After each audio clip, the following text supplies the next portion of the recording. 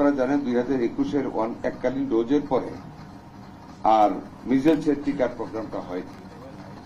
আমরা 604 কোটি টাকা, যেটা অব্যয়িত টাকা ছিল করোনাকালীন সময়ের, ওই টাকাটা আমরা শিফট করে আমরা এডিবির মাধ্যমে ইউনিসেফ থেকে আমরা মিজেলসের টিকা সহ অন্য টিকা কালেক্ট করতে যাচ্ছি, which is against the money of 604 crores।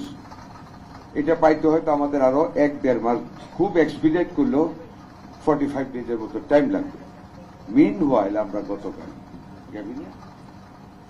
গ্যাভির কাছ থেকে আমরা 2.21.9 million doses of measles vaccine আমরা along with the series and other auxiliaries we are going to receive it today, and we are going to disburse and distribute throughout the country।